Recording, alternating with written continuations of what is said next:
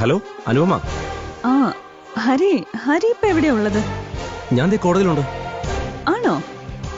ആ അഞ്ജലി എങ്ങാനും ഇന്ന് കോടതിയിൽ വന്നിട്ടുണ്ടോ? ഐ മീൻ ഏതെങ്കിലും സീനിയേഴ്സിനെ വല്ലതും കാണാനോ മറ്റോ? ആര്? അഞ്ജലിയോ? ഏയ് നോ വേ. അവൾ ഈ പരിസരത്തെ വന്നിട്ടില്ല.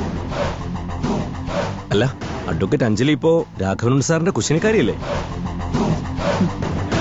പിന്നെ എങ്ങനെയാ അവള് കോടതിയിൽ എത്തുന്നേ? ആ അവൾക്കിവിടെ വെപ്പും കൂടിയൊക്കെ തന്നെയാ പണി. എന്നാലും നമ്മുടെ ഒരു കണ്ണ് അവൾക്ക് മേലെ എപ്പോഴും ഉണ്ടാവണമല്ലോ.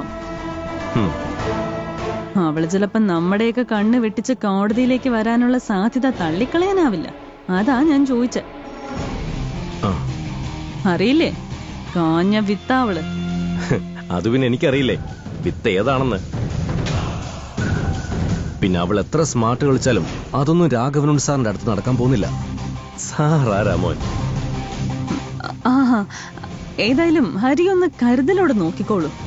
അവളെ കുറിച്ച് എന്തെങ്കിലും അപ്ഡേറ്റ് ഉണ്ടെങ്കിൽ ഉടനെ എന്നെ അറിയിക്കണം. പിന്നെന്താ, 100%. ഓക്കെ, ശരി. അഡ്വക്കേറ്റ് അഞ്ജലി കോടതി വരാൻ സാധ്യതയുണ്ടെന്ന് അവളുടെ ചേച്ചി അനുപമ തന്നെ വിളിച്ചു പറയണമെങ്കിൽ അതിന്റെ പിന്നിൽ എന്തോ ഒരു ഒളിച്ചിരിപ്പുണ്ടല്ലോ. ഇനി അഡ്വക്കേറ്റ് അഞ്ജലി രാഘവൻ സാറിനെ വളർത്തി അടിച്ചോ? അവൾ അതും ചെയ്യും അതിനപ്പുറവും ചെയ്യുന്ന മുതലാ.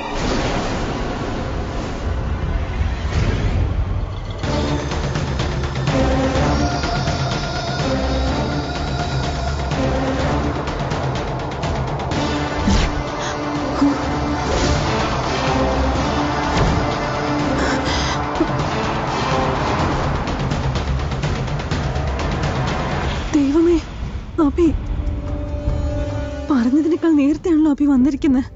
അതും ഒരു മുന്നറിയിപ്പില്ലാതെ. ഈശ്വര, അർജുന്റെ അഞ്ജലിയുടെയും കല്യാണം കഴിഞ്ഞ വിവരം അഭി ഇതുവരെ അറിഞ്ഞിട്ടില്ല.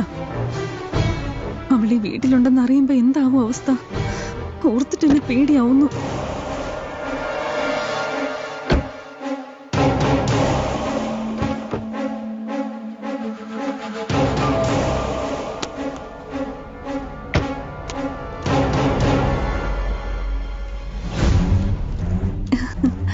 ആ അഭി, ഗുഡ് മോർണിംഗ്.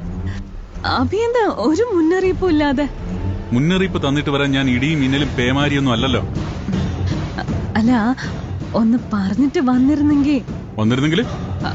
അല്ല, പറഞ്ഞിട്ടാണ് വന്നിരുന്നെങ്കിൽ അഭിക്ക് ഇഷ്ടപ്പെട്ട എന്തെങ്കിലുമൊക്കെ തയ്യാറാക്കി വെക്കായിരുന്നു. ദൂരയാത്ര കഴിഞ്ഞ് വരുന്നല്ലേ. വെച്ചുണ്ടാക്കി സ്വീകരിക്കാൻ ഞാൻ ഭക്ഷണം കിട്ടാത്ത നാട്ടിലേക്കൊന്നും അല്ല പോയത്. നിന്ന് ചിണുങ്ങാതെ മാറടി അങ്ങോട്ട്.